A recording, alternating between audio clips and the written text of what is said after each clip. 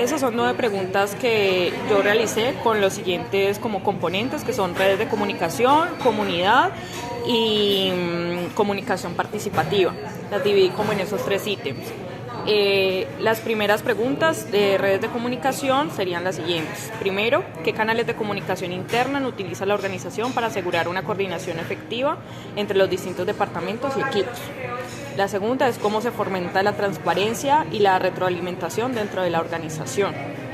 La tercera es si existen mecanismos específicos para compartir conocimientos y mejorar prácticas entre los miembros del equipo. Si es así, ¿cómo funciona? El siguiente componente sería comunidad. Sería de qué manera la organización promueve la conciencia medioambiental y la educación dentro de la comunidad. Lo otro sería cómo se mide el impacto de las actividades de la organización en la comunidad local. Lo otro sería qué estrategias emplea la organización para fomentar la participación activa y sostenida de la comunidad en sus programas medioambientales. Y por último, el ítem de comunicación participativa sería cuáles son los principales desafíos o barreras que enfrenta la organización en cuanto a la comunicación participativa interna y qué medidas están tomando para abordarlo, si están tomando alguna medida. Si no, también puedes responder. ¿Podrían identificar algún área específica dentro de la organización donde haya habido dificultades en la comunicación interna o externa y cómo están trabajando para abordarlo? Y la última pregunta es una pregunta que tiene un enfoque de género y es qué estrategias emplea la organización para asegurar que las mujeres y otros grupos de género tengan una voz equitativa y significativa en los procesos de comunicación participativa de... Hola, mi nombre es Jennifer Ávila Garzón, soy la representante legal de la Fundación Grupo Ecológico Autónomo GEA y hoy voy a responder unas preguntas, ¿no? Bueno, la primera pregunta que tiene como enfoque redes de comunicación es ¿qué canales de comunicación interna utiliza la organización para asegurar una coordinación efectiva entre los distintos departamentos y equipos? Bueno, oficialmente tenemos grupos divididos de WhatsApp, ¿no? Ahí cada uno se supone tiene un cronograma con actividades y responsables, que es la forma, digamos, más ágil para poder comunicar, pero también hay un grupo general donde están todas las personas. Pero digamos, no oficial, está el contacto tú a tú. Por ejemplo, mi persona, que es como quien coordina que las cosas funcionen, yo debo escribirle directamente que a Natalie, que a Erika, que es de comunicaciones, a veces a Edward, que es el componente técnico.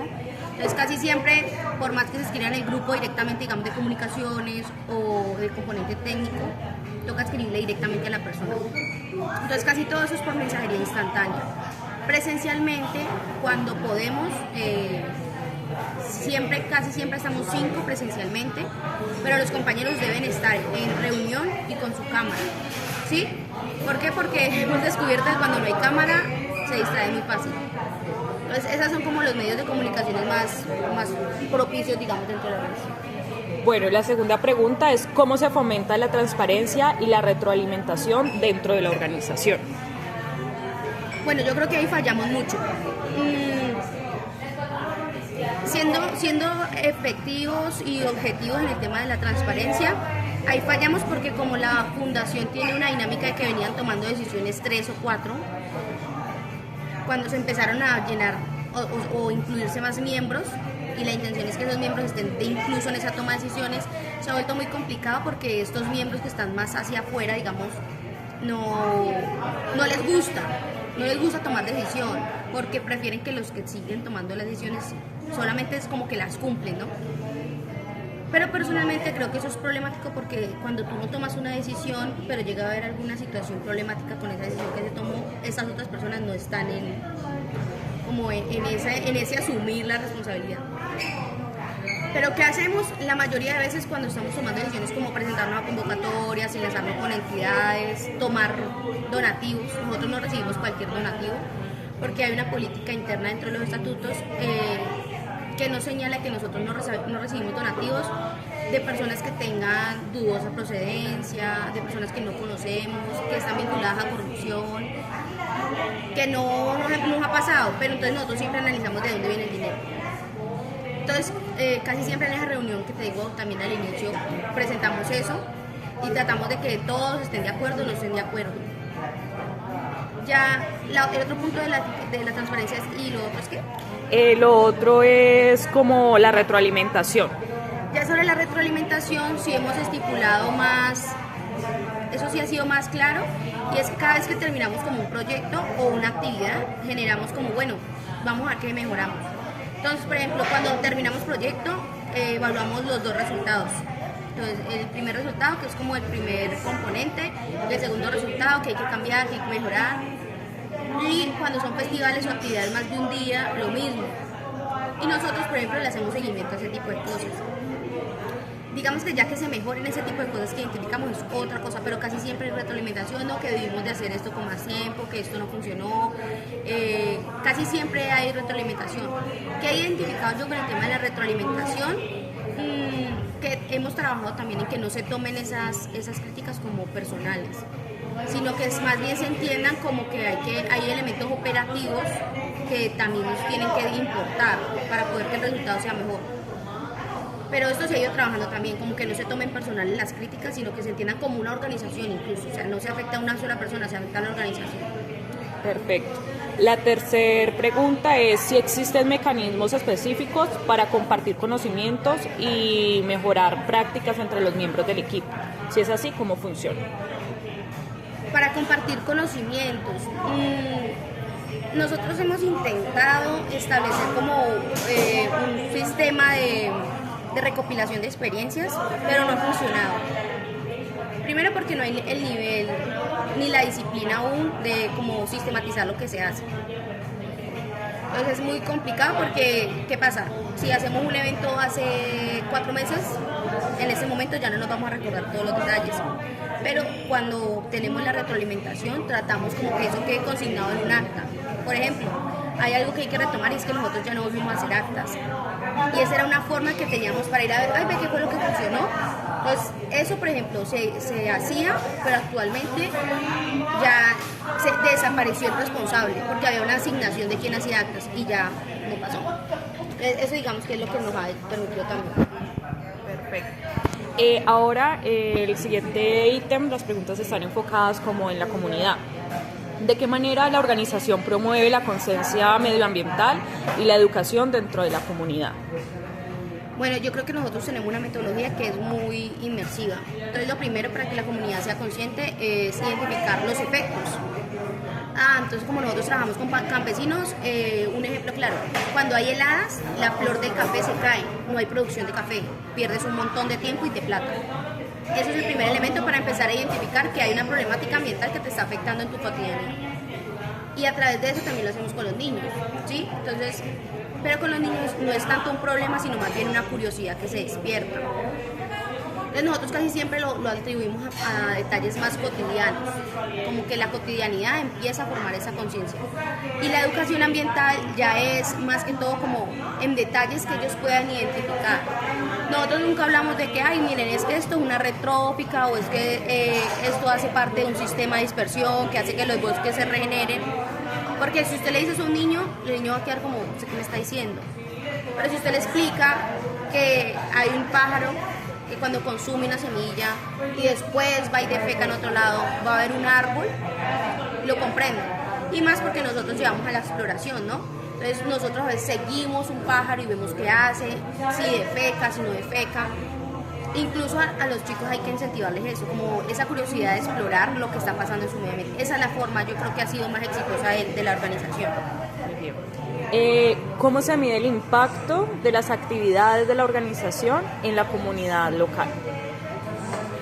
Bueno, primero nosotros en los proyectos casi siempre, no siempre, tenemos un formulario donde las personas nos regalan como sus percepciones y ahí evaluamos como qué viene cambiando en el pensamiento. Tengo que señalar que ese cuestionario tiene dos posibilidades, o verbal o escrito, porque como nosotros trabajamos con comunidades rurales, muchas veces estas comunidades no son alfabetizadas. Incluso eso fue un aprendizaje que lo vimos en una de las actas, porque cuando estábamos haciendo las encuestas nos dábamos cuenta que había una persona, un adulto, que había respondido, o sea, como por llenar la hoja. Y nosotros a la siguiente fuimos y me dijeron, no, es que no, yo no sé leer. Y yo, uy, changos, no nos pensamos ese componente, ¿no? Entonces, para retroalimentarnos y para saber si ya ha quedado como la información en la comunidad, tratamos de hacer eso, un cuestionario que puede ser verbal o puede ser escrito.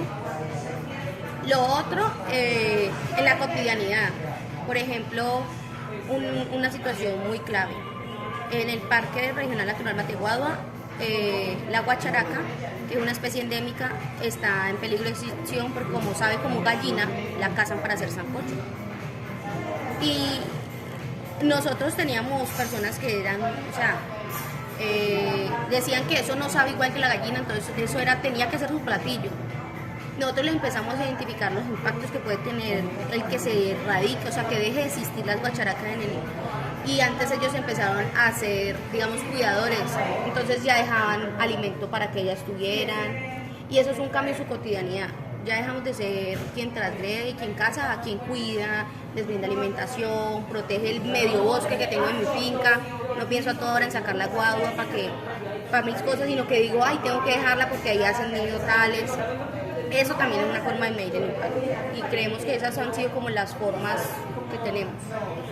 Ok.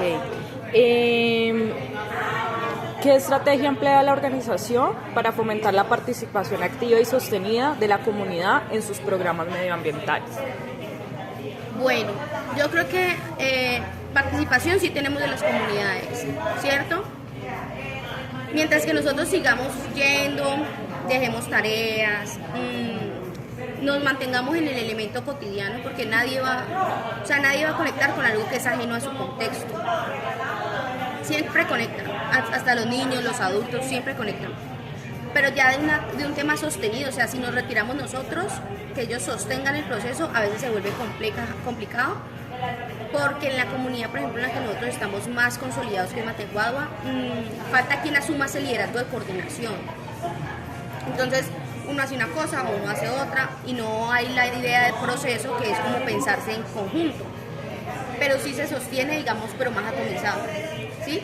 No es lo ideal, no es lo que nosotros buscamos, entonces por eso digo que hay como un conflicto, pero sí se sostiene. Los chicos nos escriben a veces, ay, estoy viendo este pájaro, las mamás también, pero no es como que ellos se sigan reuniendo y sigan generando sus dinámicas.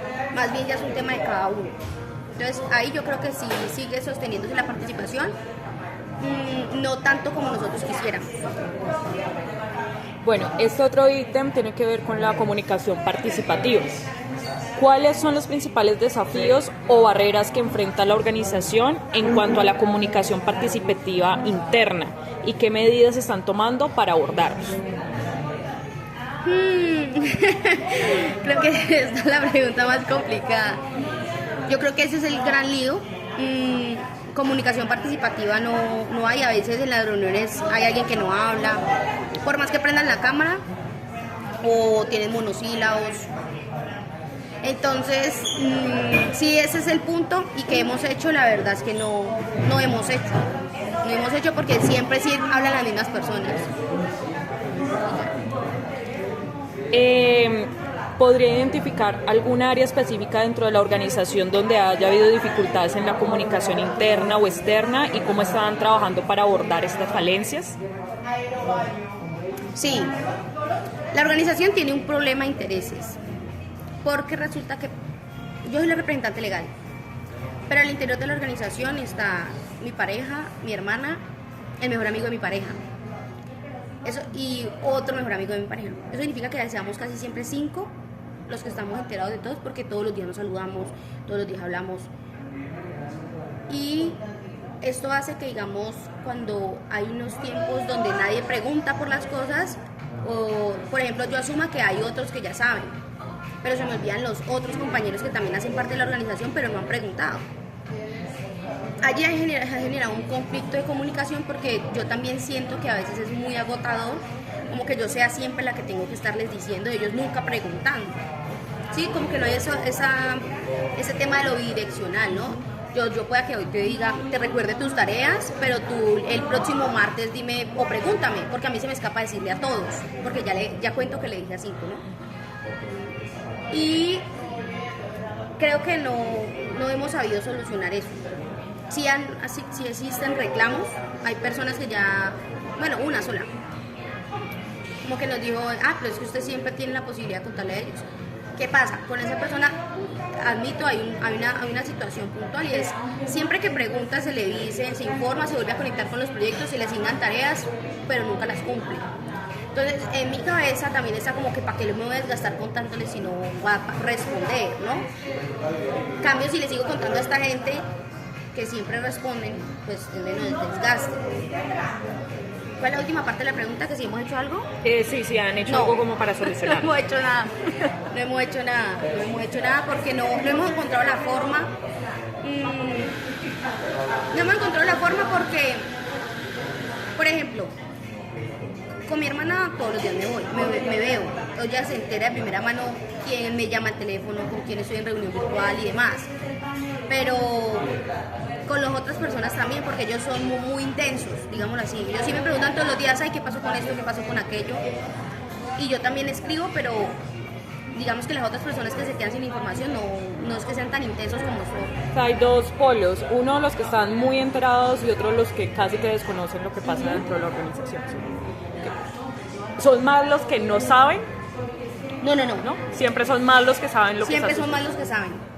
Ok, listo. Esta última pregunta tiene un enfoque de género y es ¿qué estrategias emplea la organización para asegurar que las mujeres y otros grupos de género subrepresentados tengan una voz equitativa y significativa en los procesos de comunicación participativa?